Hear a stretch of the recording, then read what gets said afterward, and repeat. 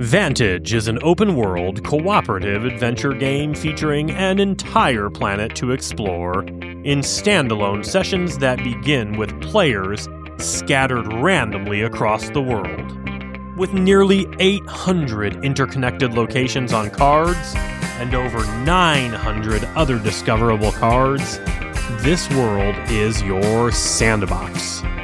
So, you begin each game of Vantage on an intergalactic vessel heading towards an uncharted planet with one of 21 missions as your primary goal.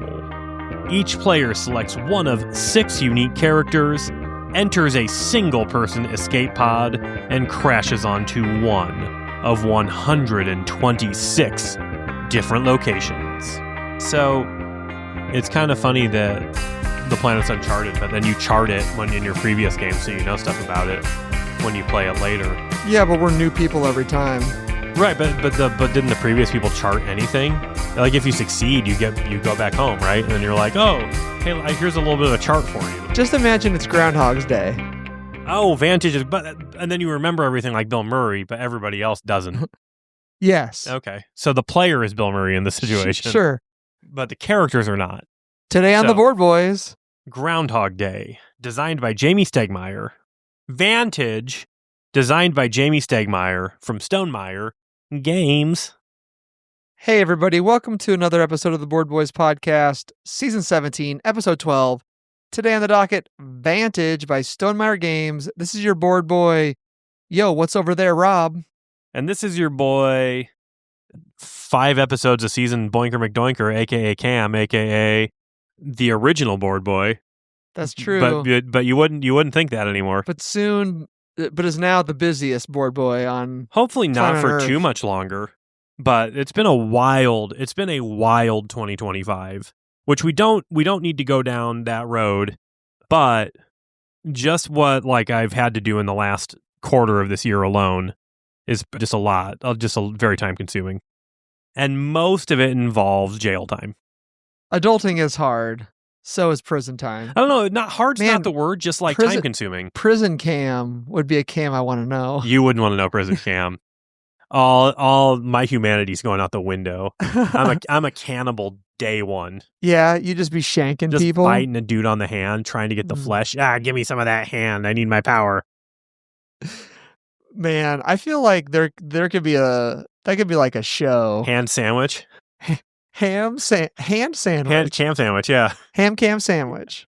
Cam's ham sandwich, the jail show. Yeah. Well, Cam, have you been playing any board games in your busy time? I'm so busy that I'm lagging on all my BGA activity even. I've started a lot of games. I've played a lot of games that are cool, but I don't know if I have a full grasp of the rules of all of them. I did really enjoy... I think I figured out how to play Dewan, however you say that. Yeah, man. Which is by the Faraway people, and I think they've knocked it out of the park again, because Dewan is cool. Dewan is super fun. I played that in person at BGG, and it is a cool little route building / Well, it's like building it's placement. Like spatial to build objectives, right? Yep. And then, but the way you take cards is kind of cool. It's kind of ticket to righty, but you have to take adjacent cards. Yep. And then you can spend them for either side, and then sometimes you tuck them and get the stuff that's on them. Yep.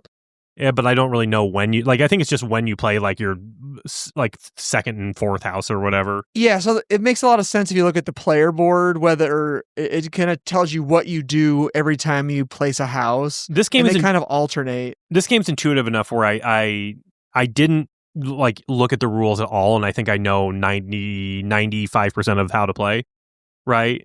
But it would have been nice to know a couple things. There were... near the end of the game, I was like, oh, I shouldn't have picked that objective or things like that. So, yeah, man, I guess if we want to talk about BGA, I have been playing a lot of Tranquility on BGA. And I owned this game, and I just sold it the last BGG con just because I didn't get it out a lot. And I played it with you and Bo one time when Deanna first came to the United States. Remember that?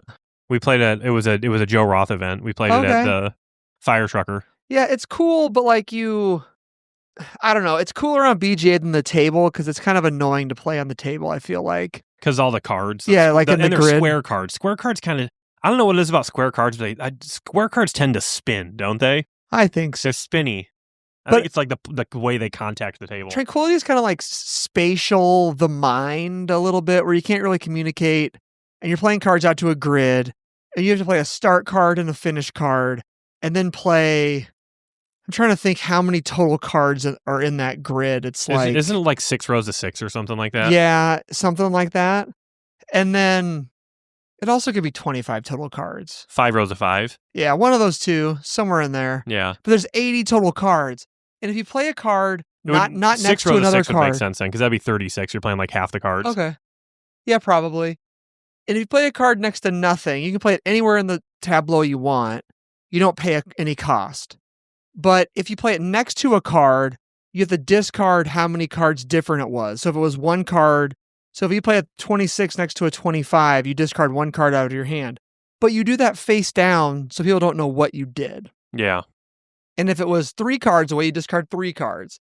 But if you play a card between 2 cards, you take the lower distance, which is like the big crux of the game. Because like you can have like a big gap between 2 cards, but as long as you can get close to one of them, you're fine.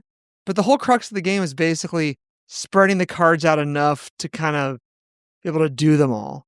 And the problem is when you draw the start card, whoever drew it on their next turn has to play it. And when you play the start card, as a group, you have to discard 8 total cards out of your hand. Oh, yeah. I forgot about that part. And depending on where that comes, it is bonkers and annoying. BGA has a couple of modules that I'd never played with before. One was Sea Monsters, which are cool. When you play them, you basically blow up a card on the board. Whoa. Which I think can actually be helpful depending on what the board looks like.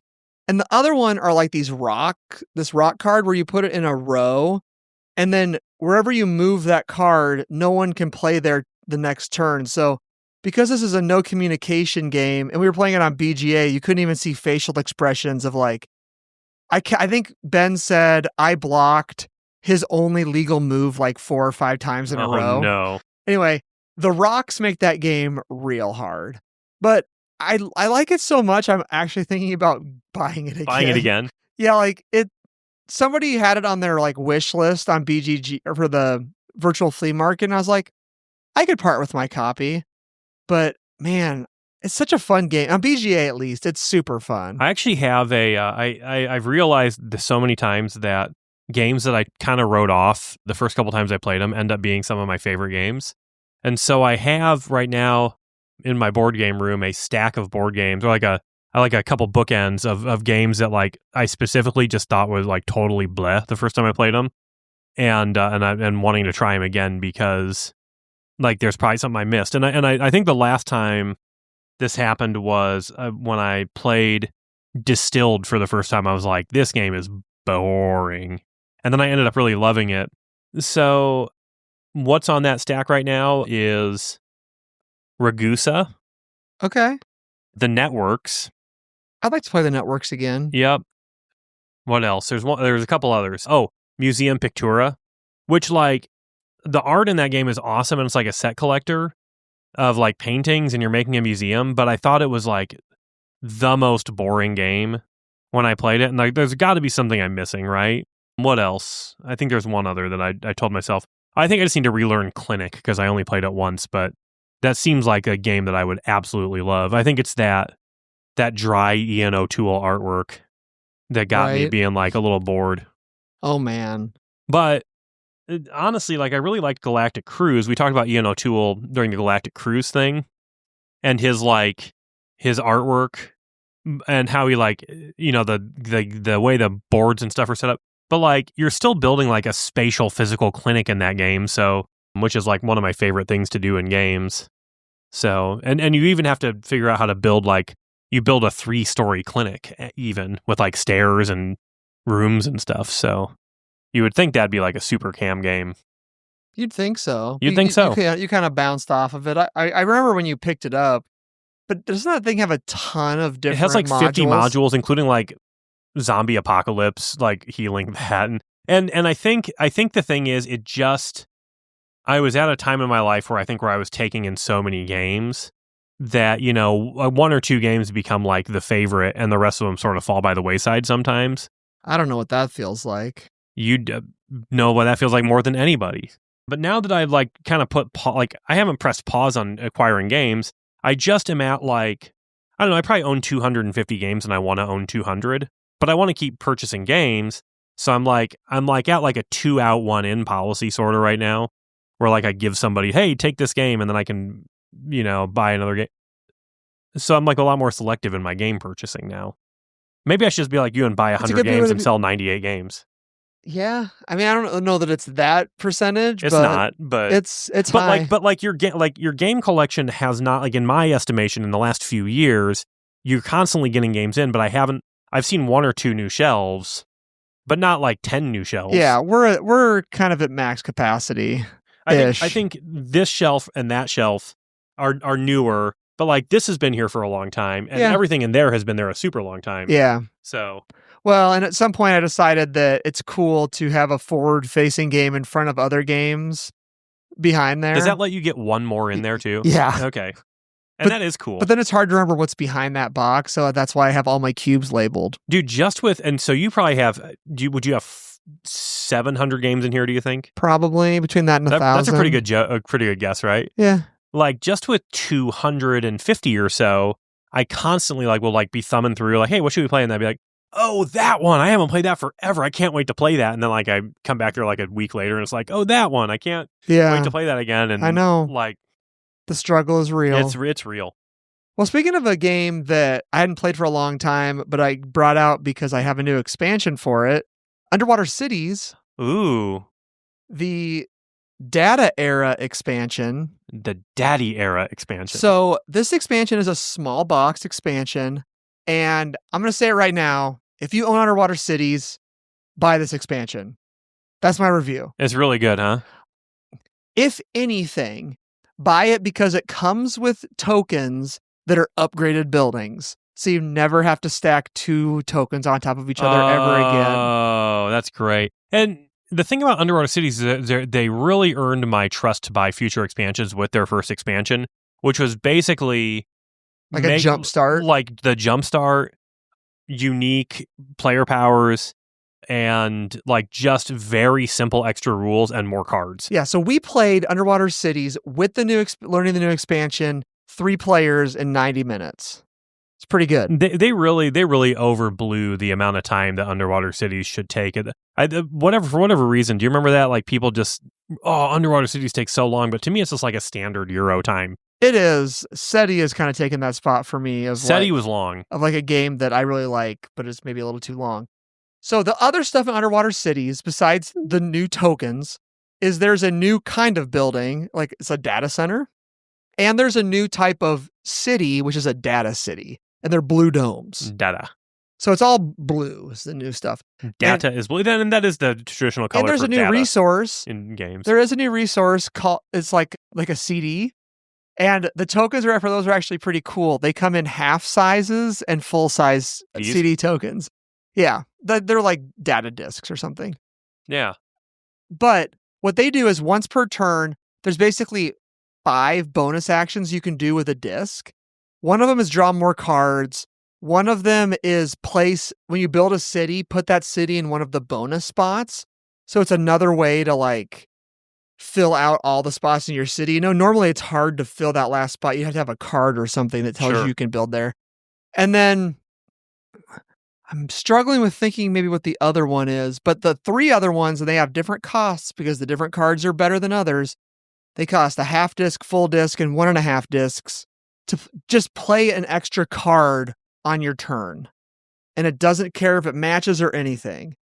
So you can start doing wildly cool combos and stuff in this game. The data discs just give you more combo wombo. They give you another blue building you can build on the cities, which those things give you income of data discs. So you can have data cities with data buildings. Yeah. And then the data cities, it basically gives you another way to another scoring building. So they score, you basically, during the production phase, you score 1 point per data city times the number of sets of buildings you've built. So you can go into a strategy where you kind of build everything and build a bunch of data cities. So if I had 3 sets of different types of buildings and I had 3 data cities, that's going to score me 9 points. Whereas those red domes, they score 2 points per dome. 2, yeah. Yeah. So you can make them worth more by making more buildings, I guess, or more, variation in your buildings. Which variation already gets you points. Yeah, and so you also get to start with another helper person that basically just gives you a data disk, and there's just more cards for the decks, and that's pretty much it. It's a really small expansion. It's easy to throw in. The combo-y nature of the data discs is awesome, and you just build more buildings. I mean, that's all there is to it. Got to do it. Yeah, man. Data era for underwater cities rips. I just have two other ones I want to talk about. Also from Delicious Games, it's called Epona.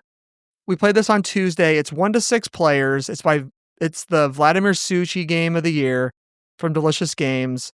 This is a weird tableau builder about building horse stables, and you're all different owners, and the stables have different requirements that they want built on them, and you can have horses in the stables, and then you can have basically geldings, mares, and studs, and there's like a breeding phase where your male horse can breed as many times throughout the game as it wants, but every female horse can only breed one time, and then they get a little foal token on them.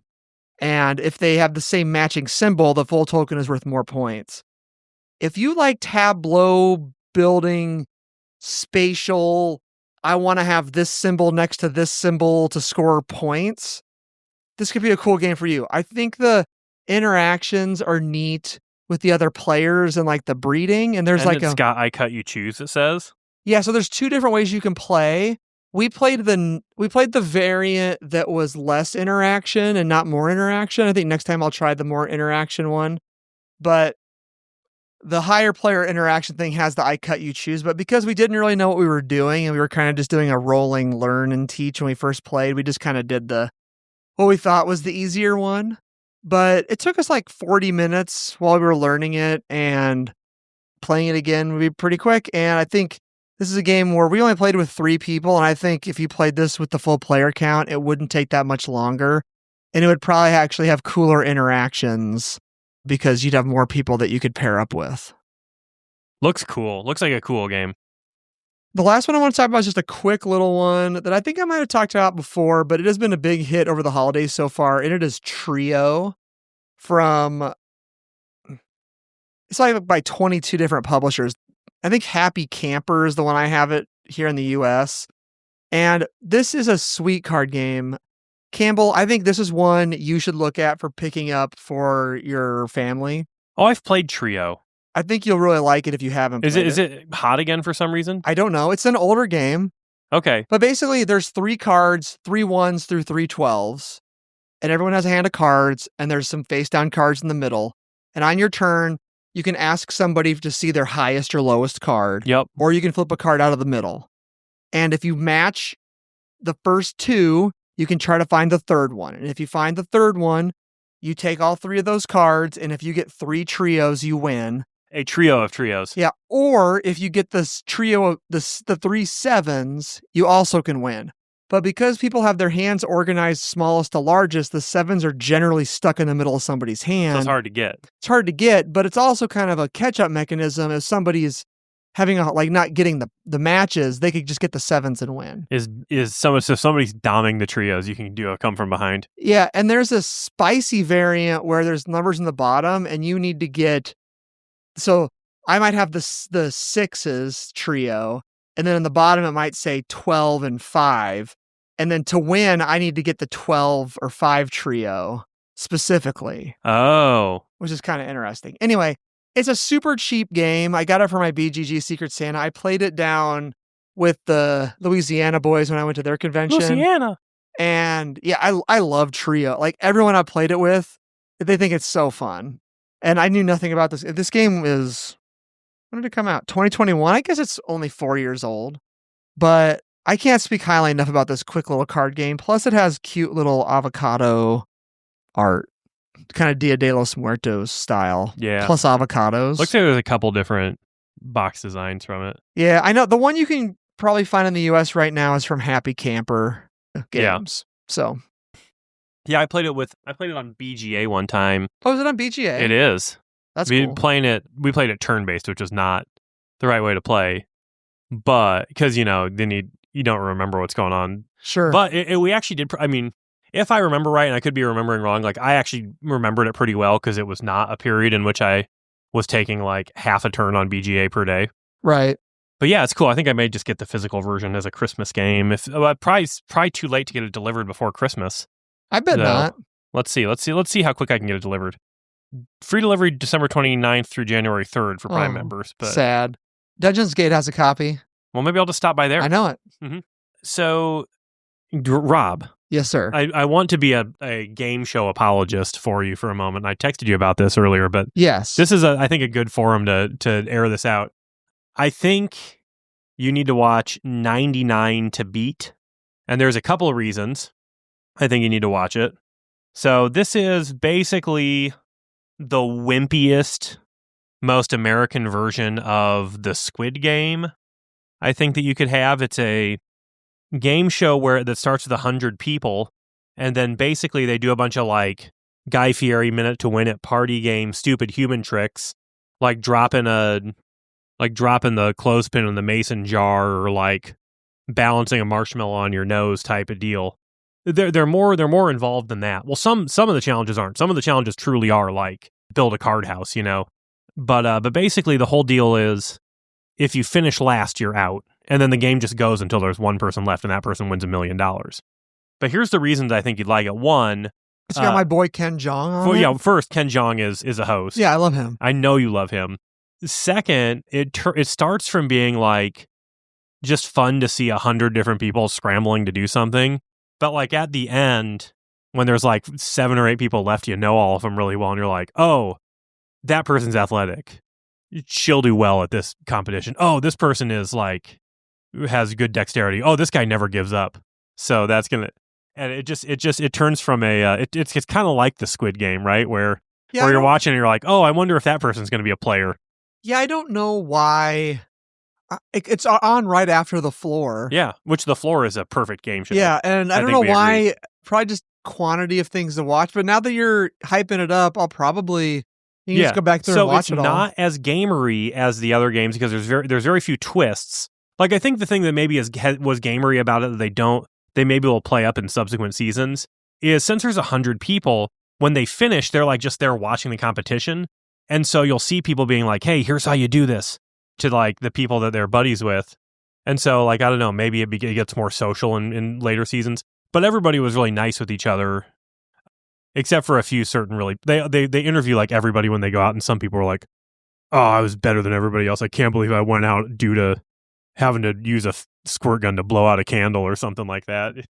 I'm not sure I ever talked about it on here, but if you want to see some crazy stuff, Beast Games on Amazon was actually pretty good. That's also Mr. Beast with his dead eyes and weird smile did the Squid Games too, right? Didn't he? Basically, yeah. And it was pretty intense, and it was actually a pretty good show. I liked it. I believe it. That guy's just like wild to me. He seems like a robot, right? Yeah, and he loves Dune Imperium. Apparently, I know that about him too. Yeah, dude. Speaking of Zoomer stuff, my buddy's got me playing Fortnite, which is the perennial Zoomer game, still around after all these years. I don't know if you guys know this, but it's really fun now. I didn't think it was very fun when it first came out. That's a quick plug for Fortnite. As a 40-year-old man. Maybe I like it because I'm 40 now. I'm playing Fortnite, Fortnite. I don't know. That's not a very good joke. Leave it in. Let's just jump into our main review tonight. It is Vantage from Stonemaier Games. It is currently ranked 267th overall, for 8.3 on Boardgame Geek. It came out in 2025. You're exploring an entire planet's open world from first-person perspectives. And it is 1 to 6 players. Community says 1 to 3, best at 1 to 2, which we did tonight. 120 to 180 minutes, which we were under that. Yeah, I think we did pretty good. And I was getting phone calls the whole time. Yeah. And 2.32 out of 5 for the wait. Designer is Jamie Stegmaier, and the publisher was Stonemaier Games. I do think we kind of got our route handed to us, though. Like, we didn't have to do too much exploring. In fact, a lot of the exploring we did tonight was just because we wanted to. That's true. It's kind of hard to explain how to play Vantage. It sets up really quickly, and you basically become a character. You follow some instructions. You roll some dice. You get some starting cards. You crash onto a planet. You get a starting location. And then on that location, there are different skill checks you can make, and there's books with the skill checks, and you pick up, if you're going to do the purple check on on the card, you pick up the purple book and have somebody read you that card number from that book. Tonight we used the Rules Pop website, which you just put the number in and hit the color, so you don't got to go mess with all the books, which I really liked the Rules Pop versus the books. I've done it both ways now. You can also do an action on any of the cards, like in your tableau or like the main objective. And what you're trying to do in this game is basically do this main objective that you randomly got assigned at the beginning of the game. And then you also will get these other goals during the game. And if you do one of those, you also can win. And if you do both of those things, you get like an epic victory. Also on the main board, it just says, just kind of play to whenever you want. Yeah. You decide what your goal should be. I mean, you literally could ignore the win condition of this game and just play it for as long as you wanted and then put it away. Or until you died, which you have 3 skills.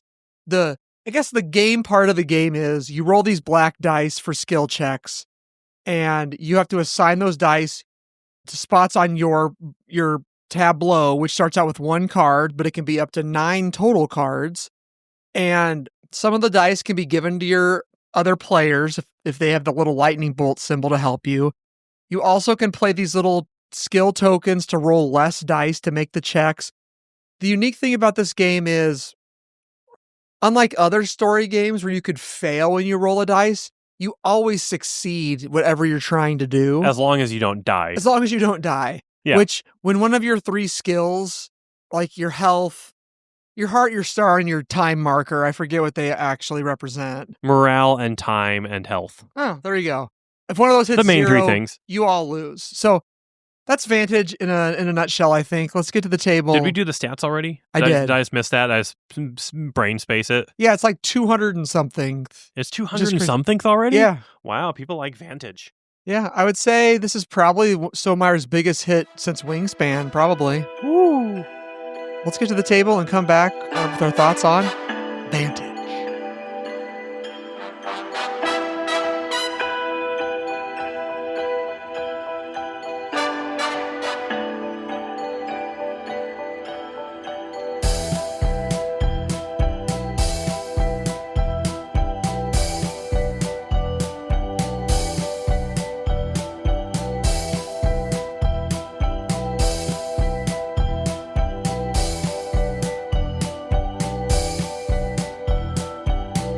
All right, we're back.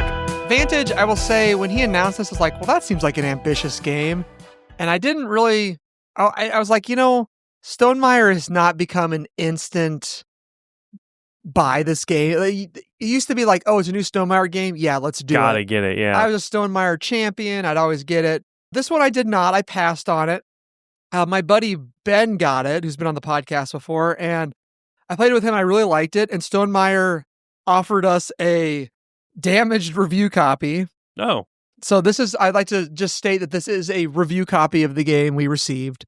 Hey, I didn't know that. You shouldn't have colored my judgment with it. Well, that's what I'm just saying. Just so people take that with a grain of salt with this. But I've played the not review version as well. So yeah, the box just looks like it had been gone through before by somebody else. I can see it now too. There's it definitely got beat up. There's a scar on the back. Yeah, I think this was one that got passed around maybe to some other people before it got to us. Well, that's good. When you're done playing it, you can loan it to me and I'll play it a few times. There you go. Yeah. So are we doing initial impressions here? Yes, sir. Mine were unfavorable. Really? The first time you played? Not from the first time I played, but like I'm going do I care about this game really? Stonemaier has released a lot of games that I wouldn't consider bad, but like just not anywhere near the peaks of like the game about like brainwashing people with like the peaches and stuff was like Euphoria. Euphoria was really interesting. Viticulture is great. Scythe is great. And then like Charterstone for what it was like a fantastic idea. And even if it wasn't like the perfect game, it was so cool. I probably played Charterstone more than any of his other games. So I played through it twice also. And my only gripe about it was like maybe you never really play a legacy game after the fact like you think you will. But then it was just like that game with the sand timers was Tapestry I keep trying to really like, but I've never really been able to love it, even though I've played it probably 25 times. Expeditions, it's okay. I really liked Expedition. I guess Wingspan, I'm leaving Wingspan off the table, but that's not a Jamie designed game, so obviously Wingspan's huge. Yeah, maybe you know what? When we played Expeditions, I really liked it too. Just thinking back, I don't know, it seemed like the small box version of Scythe, and then it ended up being just as long. And maybe that's what's throwing me off. I mean, it's in the same universe, but it's nowhere near the same game. No, but it actually is kind of... And the expansion actually makes the game better. Oh, does it? It gives you a bit of a jump start. The thing I remember about Expeditions is like it felt like Scythe to me with completely different rules. Like you do the kind of the same thing, but the way you accomplish it is like totally different. So they like, I don't know, it did justify it. Anyway, I don't know, maybe I like all the Stonemaier games now that I think about it, except for that one with the sand timers. That one, which you would think I'd like that one because I love sand timer games. That was Pendulum. I need to play Kitchen Rush again. I need to get Deanna playing Kitchen Rush with me. That one was interesting. Sand timer board game. Anyway, that has nothing to do with my initial thoughts. I was excited to play this one when I first heard about it because I wanted to see what Jamie did with an adventure game because, like, I don't know, I went on a long run where adventure games are just kind of boring to me. But as adventure games have A, gotten better, I think, and B, as what I'm open to has really expanded. I don't know, I get kind of excited for these kind of narrative games now. I don't know what it is. Yeah, the last one we reviewed and I really played was Tales from Arthurian Nights, so that's kind of the benchmark that bringing the this one to. story in that game is great. The writing in that is... And I guess I'm probably going to draw some parallels to that game because it's the most recent one that I've played. With Tales of Arabian Nights, the reprint coming out pretty soon as well. Vantage to me is gamier than Tales of Arthurian Nights as far as the mechanisms with rolling the dice and how you assign the things. And then there's those little cubes you can use to do actions on the cards. I like the exploration. I like the fact that there's a puzzle to figure out in Vantage of, it's kind of like Destinies. Did you ever play Destinies with me? Yeah. That's the competitive kind of exploration. And like, you don't really know what you're doing to win the game in Destinies, but you go talk to a dude and he might tell you there's a thing over there. Vantage to me kind of feels like Myst, the PC game where you're walking around, you see a scene, and you get to pick something. So you see like a boat with a guy on it. And the options might be like spy on the guy or swim out and talk to him or yell at him from the shore or go and beat him up and rob him. I mean, like you can do 6 different things to this one guy, right? And then you can only ever do one of the things. So the game is super replayable because every time you could do a different thing. And unless the card says you can do another thing on that card, which is pretty rare, until you play the game again and get back to that card, you can never do the other things on the card. And so you'll be wondering, like, man, what would have happened if I robbed him instead of helped him across the road? Right. Yeah. I love that because it's just missions in the world that never changes. The Seventh Continent's kind of like this too, but Seventh Continent's like a long campaign, but it's like, that's what that game was called, right? And then the sequel is Seventh Saga, right? It's Seventh something else. Anyway, I like that it's like you just drop in but like the incentive for playing multiple times is that like you learn about the world and you're like, you go past an elemental and you're like, oh, that's interesting. And then you learn that there's like multiple of those things. Or like you run past like, basically there's a bunch of mysteries to unravel. So like you can drop in and because the game will kind of give you like destinies based on what you're fiddling with, you can like next time you go in, you can be like, oh, I kind of want to fiddle with the orbs, you know, or I kind of want to fiddle with the elementals. And you can kind of learn more and more about the world each time you play, but it's like totally up to you. And you can like shoehorn it into like your win condition. Yeah, I would say if you're going to play this game, know that you can kind of just stumble around and do whatever you want. And you may not have a great time because you're not sure what you're doing. But if you do if instead of just doing all the actions on your locations, make sure you do some of the actions that are on your character, and make sure you do some of the actions that are on the main objective card, because those are the things that help you figure out what you're going to do when you're at the location. Yeah. And so, like, for example, I got an objective to like leave like broadcast signals at like these radio towers. And then like I found one on the map, and then like one of the 6 actions I could take was what the thing told me to do. So I'm like, oh, this is what I do here. And so now I don't need to waste any time. I can just go do this. And like it advanced my, but like if you just show up and you don't have the mission, you're like, okay, well, there's a radio tower here. Should I chop it down, or should I dig under it, or should I climb it, or should I see if anybody's here, or, like. Yeah, and it was crazy because I was randomly somewhere else. I wasn't even close to you, and I found another thing that was like also to do the objective you were already working on. So I'm like, oh, sick, I'll broadcast too, and like then we're one step closer. I really think the game part of it's pretty interesting. Like, if you just go in willy-nilly rolling dice, you could totally just die really fast. Like getting gear is important. Being able to mess with the dice is important. Sometimes you just kind of have to get a feel for like, there's a giant monster in front of you. If you try to fight the monster, that will probably be harder than sneaking away from them. Or going the other direction. Yeah, like Campbell's first thing he dropped in on his card was a picture of a giant thing in the water. And he didn't really think much of it. He's like, I'm going to go north.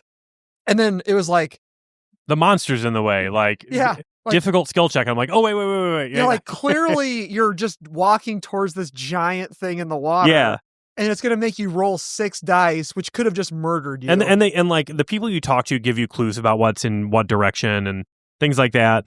The other thing I thought was cool was that like where Rob dropped in, not only did he get a very interesting side quest, he was also presented with a thing that you could do.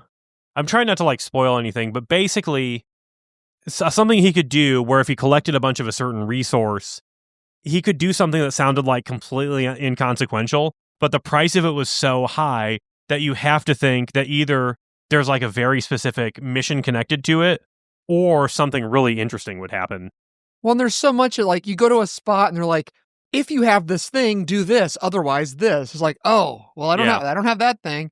So like, I don't know, like the quest lines, I feel like, and the paths you can take in this game are just fun. And like, you can just kind of just do what you want to do. You know what it reminds me of is I think the first game I played like this was Betrayal at House on the Hill, and like flipping cards and being like, if you have the skull, do this. Otherwise, a little boy stands in front of you, and like, you know what I'm saying? Right. And it reminds me of like this time that we completed like a gaming achievement, because in the deck for the original Betrayal at House on the Hill, I'm not sure if it's still, they've probably released multiple reiterations of the game since I played it last.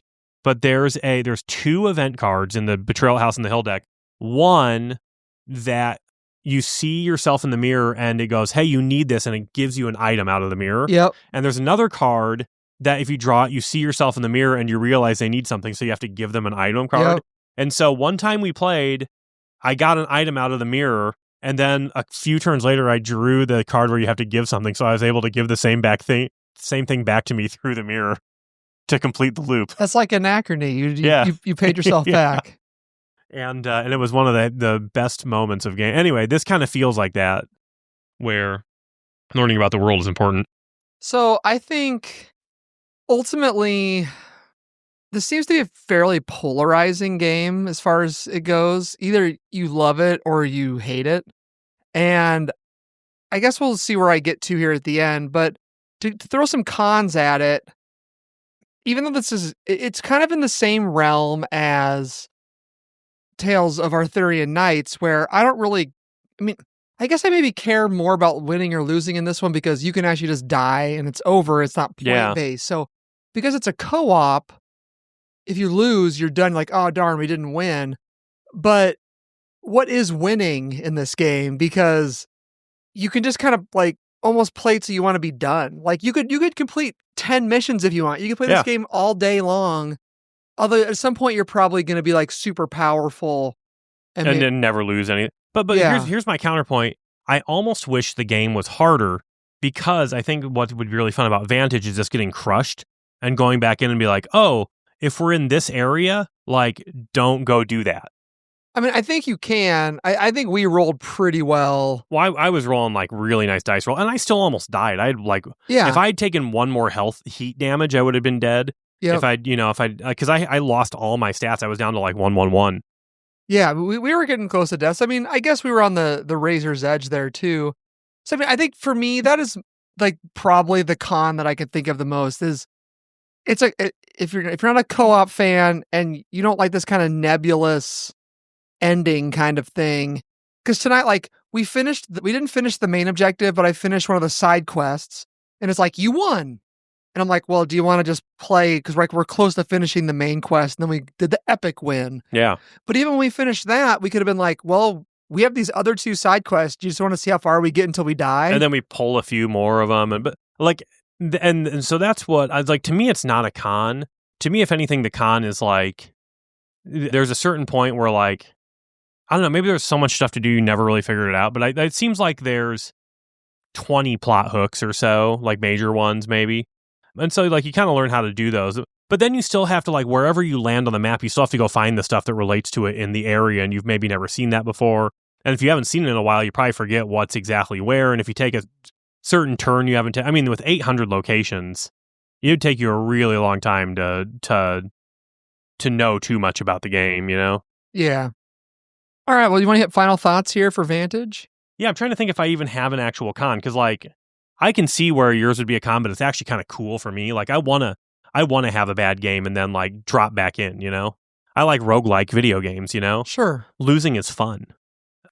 I'm just saying, like, if you don't like this type of game or you're looking for more of a game, I just don't know how much game there is. I mean, there's a system to have some fun. Yeah. I mean, I do think it's a game in the purest sense, where it's like you input and the game outputs and tells you what happens, and then like your imagination is a big part of it. Sure. But it is like it's a game more in the way that Animal Crossing is a video game than Battlefield is a video game, right? Yeah. I guess so. For my final thought, I actually really like Vantage. I think this is a great solo game. I guess I would never play this with more than like 3 people. Yeah, that's the con, is it plays 6, and I don't think you should ever do that. No, I mean, it would never, like, if it's never your turn, unless you're like really into just listening to everyone's stories and what's going on. But be forewarned, the stories are not as in-depth here. They're bite-sized. Yeah, they are not as interesting as Tales of Arthurian Nights. Well, I wouldn't say they're not as interesting, but they're very bite-sized. Like, it's a lot of imagination. Yeah, I mean, there's not as much reading. Yes. The stuff that happens to you is quick. Like, I had a mystery where I was trying to solve a murder, which I never got anywhere to do that, but that was like the first thing that I had to figure out, and I was like, well, I don't know how to do that. And then I like got sidetracked and did something else. Yeah. But anyway, I think talking about being sidetracked. Anyway, while we are sidetracked, we do have a rating scale on this podcast. We do. 0 being the worst, 3 being the best. 4 boings is your favorite game ever. The Costco guys stole it from us with their booms. I think we were doing boings before they were doing booms. Very nice. A 0 boing game advantage is you land on the planet. I think you walk into that giant monster and die, and then you have to re-rack it and go again. You're the one who gets murdered in the house. Yeah. And a 3 boing game is you probably build a giant spaceship and fly home. And get married to a bee flower or whatever. Like get married to like a bee wife. Exactly. And then you get the orb. You get the orb. So for me, I think Vantage is it's a 2 boinger. Like, this is a game that I'd pull out with me or like Bo and I just go explore around. The first time I played this game, I just kept digging into the earth until like I think I got to the core, and I found some really cool gem, and then I bounced out. That's all I remember from that game. But I think it could tell some really cool stories. I don't know, if you're looking just for like a cool exploration, see what happens type of experience, this is the game for you. Yeah. It does remind me very much of the Seventh Continent without all of the work. That's true. Seventh Continent, I hate like dying and then having to reset and go all the way back to the beginning. Yeah. This is much easier than that. Yeah. For me, this was like, I love I love the amount of content that I have yet to see in it. It makes me want to play it again. Do I like long-term love this game? I don't know. But am I like thirsty to play Vantage a few times after playing it? Absolutely, yeah. And so I want to give it at least my initial impression, I think a 2.5. Boing. Great. Baby, turn around. I want to see that sexy board game go. Board boys. Bump for the holidays. Actually, we've already done our Christmas episode, right? Was that last episode? No. Oh, then it is a holly jolly bump miss. And in case you didn't hear, oh, by golly, have a holly jolly bump miss. This year. Yes, there we go. Yeah. I can sing, kind of. Yeah. All right. Well, we are taking a look back on Fromage from R2i Games, I believe. R2i. Yeah. At the time, Fromage was 7.7 for 1,696. It is still 7.7. Shocker. Bumped up to a 550th.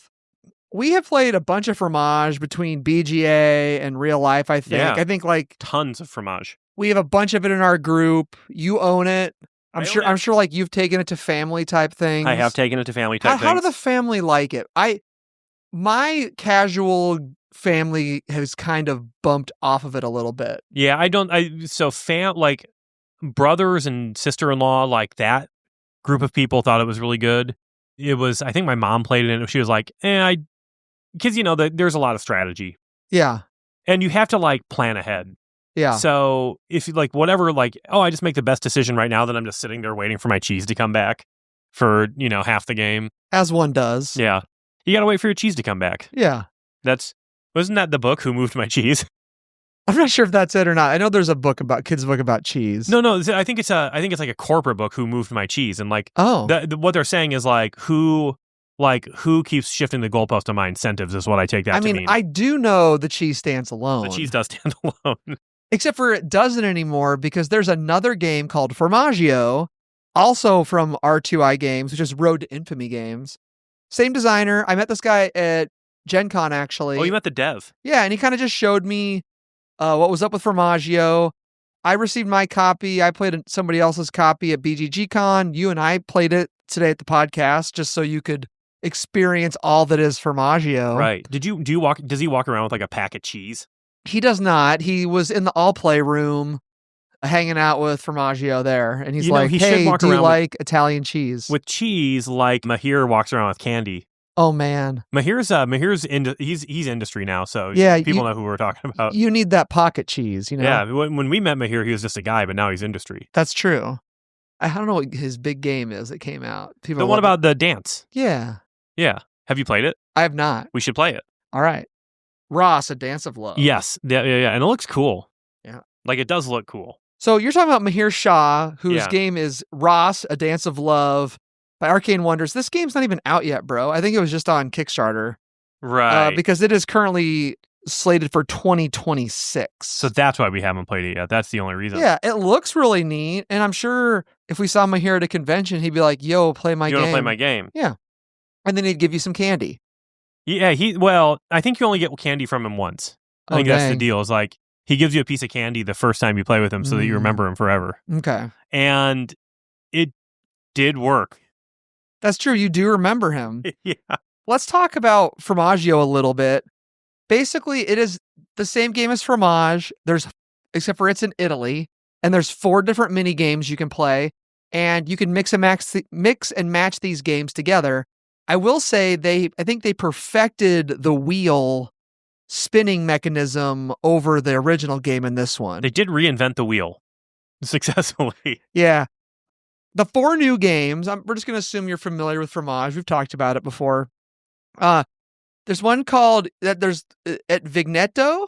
That's where you're basically putting cheese down to take these little wine tokens, and you want to make these wine tokens and get full bottles. So some of them will have full bottles on them. Some of them will have bonuses on them. Some will have half bottles on them, and you want to like make a tableau of like the half bottles to make the full bottles, and you get points per bottle, right? Right. Then there's the Venetian canals, which every time you put a cheese down, you put a canal down, a gondola down. in Yeah, one of the- gondola. yeah, and then you get points. You basically go through and count all your cheese, every gondola that's by every one of your cheeses. That's a weird plural. So you get points for Ches. every. You get points. You look at every cheese and get points for every gondola it touches. Yes. And so multiple gondolas can be scored twice. Correct. And that was pretty fun. I really liked that one. Regioni, I can't really read this word. Regioni of Italy? Yeah, region. You're trying to distribute cheese across the regions of the Italy. the regionis, yeah. Anyway, there's like little flags on the cities, and you want to be in the different parts of Italy, and you multiply how many different parts you're in times how many flags you've got. Exactly. And the last one is Banca. And it says, yes, there is a real bank in Italy that accepts cheese as collateral for loans. Really? I need to look this up now. But that's what BGG says. I mean, if you have like a gigantic wheel of Parmesan, I mean, right? Like that's like thousands of dollars of cheese, like those huge wheels. yeah, like hold on to my so giant. They made all this cheese, and now I need to market it, so I need a loan. Yeah. And so you take a loan against the cheese. Yeah, and so that one you're basically. Oh, the cheese takes a loan. The cheese takes a loan. You basically are trying to make columns of your cheese. And then at the top of there is the platinum cheese. So that platinum cheese can be in any of the 3 columns. And then you also get points if you have 2 cheese next to each other in one of the rows. So that's kind of how you score those 4. There's more buildings. There's more different shapes of like the tokens. Yeah. There is a new tier of cheese called platinum cheese. Platinum cheese. Which takes 4 full turns to get back to you instead of 3 from the gold ones. Yeah. And like that's like those are like kind of the juiciest spots. And then they introduced the idea of seasons. So some of the buildings and things might be like in winter, which on one side of the board will be winter. You might get something or you can do something in winter. Right? Well, I think the season is related to which type of it's not because resource you can take. Because that thing can sit in there however you want. The resource wheel. I thought it was printed on the resource wheel. Oh, it's not. No, I don't think so. I think it is. Uh-oh. I think it is. You got pictures, right? You're right. The seasons do have to do with the exact. Yeah, it's thing. berry season. It's cow season. Apparently cow season is winter. Yeah. So I guess so. It does have to do with that particular one. But so if you're going to play with any of the modules from Fromaggio, you need to play with that overlay for the middle. The modules can change what season they are, which I think is more interesting than having the resources change what season they are. Yep. So ultimately, like, I liked this one. I'm not sure how often I'll be like, hey, let me open up both of my boxes and mix and match them, I guess.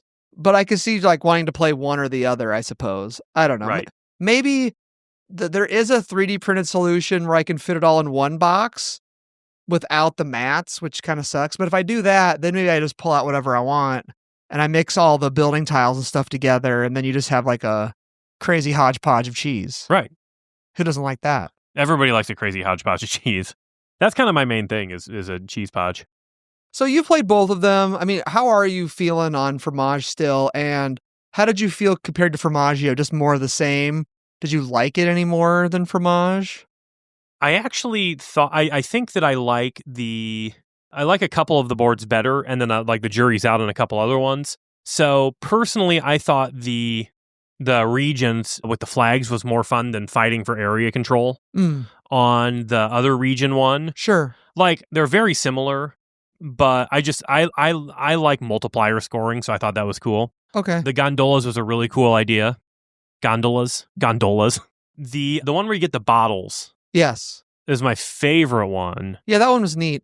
I think it'd be cool if they added that into BGA and like Fromaggio, you could just mash them together. Yep. Yeah. Because I definitely would do that. Well, 100%. There's no like extra setup or anything like required. Just like, do you want to randomly pick modules from both things? Yes. Yeah, and they just changed the name on BGA to Fromage/Fromaggio. Yeah, let's do it. And you can play Fromage, you could play Fromaggio, and you could play Fromaggio. What if you put both of them side by side and played them at the same time? That would take twice as long. That's true, but you could do it. Unless you're a good multitasker. Then Well, here's the thing. Like, it's all simultaneous anyway. It is all simultaneous anyway. Man, but if you're playing 2 games of Fromage at the same time. I think we need to set that up. It's simultaneous double Fromage. Yeah. Double Fromage, Fromaggio. Yeah. That'd be sweet. That's a pretty good name for a character in something. If you guys want to call your guy Fromage, Fromaggio. And depending on how you're sitting, you could be like, I don't know, that wouldn't really work. What if you played it with like 6 players and 2 people in the middle were playing both games against 2 people on the outside? Oh, there you go. And then you're like in different sitting positions. I don't know, I'm just trying to think of like how you'd be seated to like play that with the quadrants. Well, I think it would just be you'd be playing with 1, 2, 3, 4, 5, 6. You play with 7 people, and one guy plays 2 games, and the other people just play 1 game, right? The guy sitting in the middle plays 2. Yeah, but you could have 2 people sitting in the middle, right? But then they're each only playing 1 game.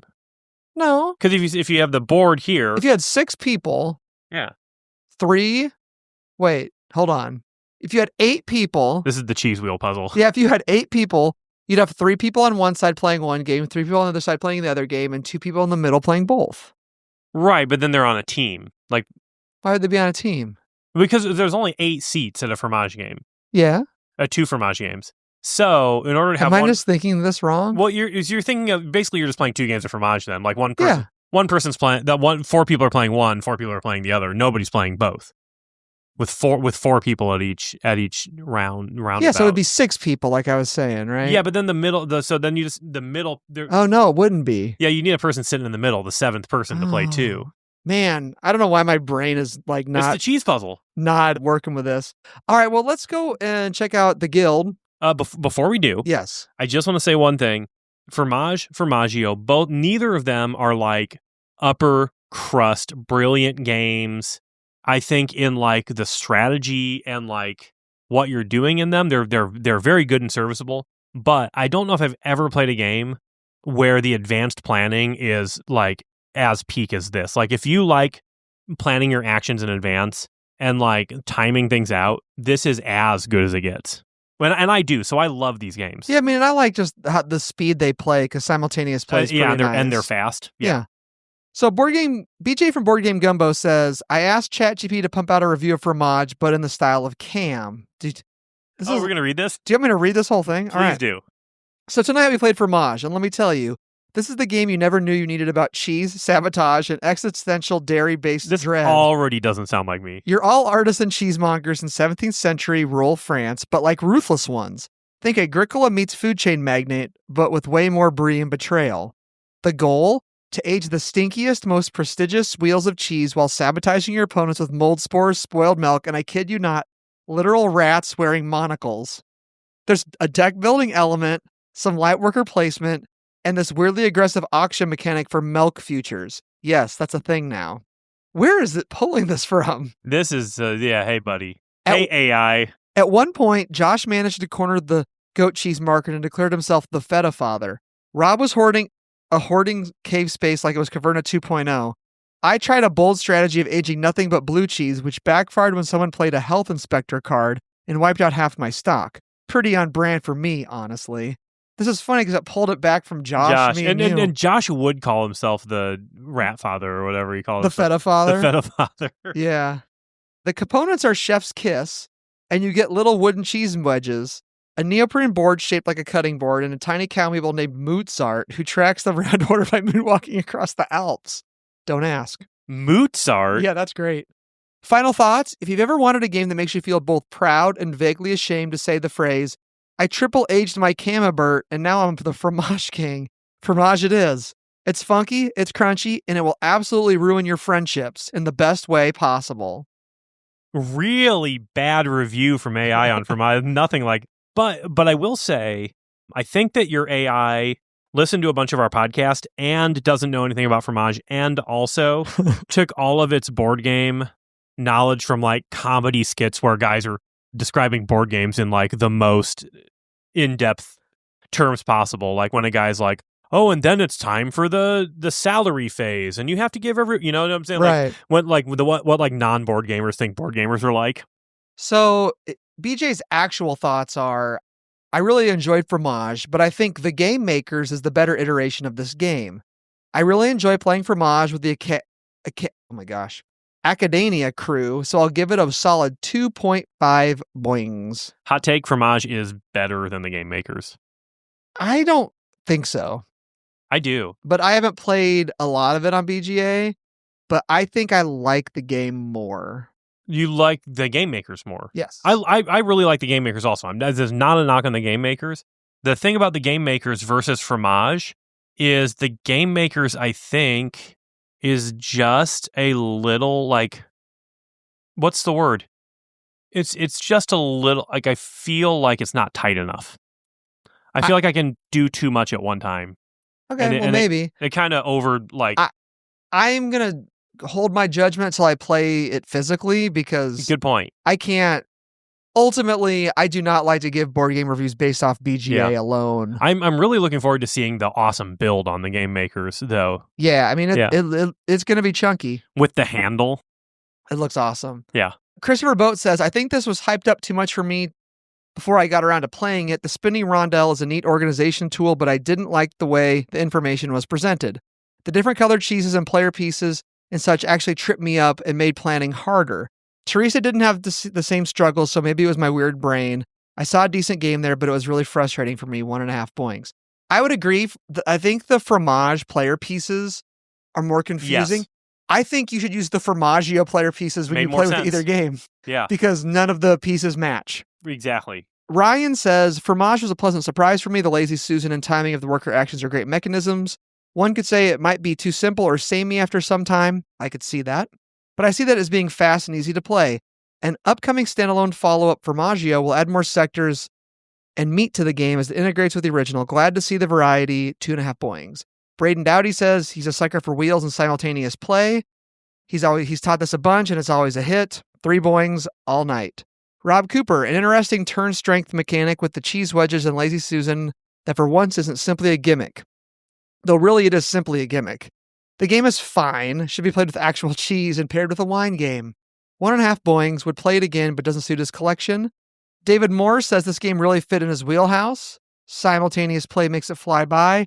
Only complaint is it's over a bit too fast before the strategy can pan out, 2.5 boings. And Jeremy Thoman, I enjoy the game for what it is. Multiple games with different objectives is a fun decision on where you want to focus. The non-standard building cards with the drafting is a must. That I disagree with. I'll give this 2.5 boings because it's easy to play, doesn't take much brain power, and is quick and satisfying objectives to score. Ultimately, I don't know, especially because of the group I'm going to play this with mostly, I think drafting the buildings is too much. And I don't honestly find the building part of the game that interesting at all.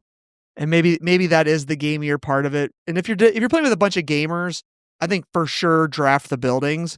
But if I'm playing with anybody else, I'm fine with just playing with the board. That remains my main gripe at Fromage is the buildings are so cool. So like you kind of just have to do them. You don't have to do them to have a good score, but like that's a whole component of the game. Like you just need to be involved in no matter what, which is not truly a problem, but it is like one of the 4 resources, right? And you can just like completely ignore cows and berries and orders if you want. Although you don't really want to ignore orders. I think orders are key. Is must, yeah. Yeah, so you just kind of have to do orders and buildings. Cuz yeah, that's the only way you get extra points for free. Yep. I guess not for free, but for less effort. Anyway, that's that. Did you already do the end of the episode? Yes, sir. Great. Well, it's been a pleasure being on this episode of the Board Boys podcast. Hopefully see you guys for the next one. Although we are having a baby reportedly on December 28th. And her name is going to be Agricola. Yeah, Agricola. Agricola is a pretty funny name. I mean, I think Agricola could be a girl's name. Agricola could be a girl's name. Okay. Not Caverna. 3 board game names that you could name your daughter. Think about it for 10 seconds, and then we'll go back and forth. 1, 2, 3. Are you ready? Sure. Think about it for 10 seconds. Okay. Do you want me to be serious or funny? Both. All right, I'll go first. Go ahead. Agizia. Moon Colony. Bloodbath. Scythe. Orloy. First Rat.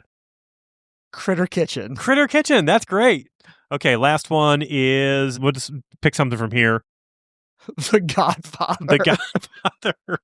There you go. I think you could be way more clever about this. I think everyone should throw this up in Aquaria. Everyone should go throw this up in the guild or the Discord, and we'll talk about this next time. Zolkin. Your top boys and girls. That's a boy's name. Yeah, like your top boys and girls names from board games. Like if you could name them a board game, what would it be? And you know what? Funny or serious? I'm curious to hear your thoughts. Arc Nova. Sanctuary. Yeah. Can't stop. Thanks for listening to another episode of the Board Boys podcast. Season 17, episode 12, Vantage from Stonemaier Games. You can go to theboardboys.com and check out all the cool links there. You can get to our Discord, you can get to our Patreon and back us there. We appreciate all your support. We also will take 5-star iTunes and Spotify reviews. Make sure you go click the BGA. Make sure you check out the BGA channel out there on the Discord and jump into some BGA games. Come hang out in our fun Discord community. It's a good time.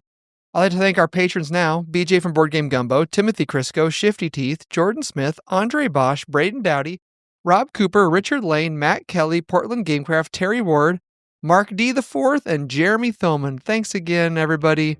And until next time, we hope you like board games.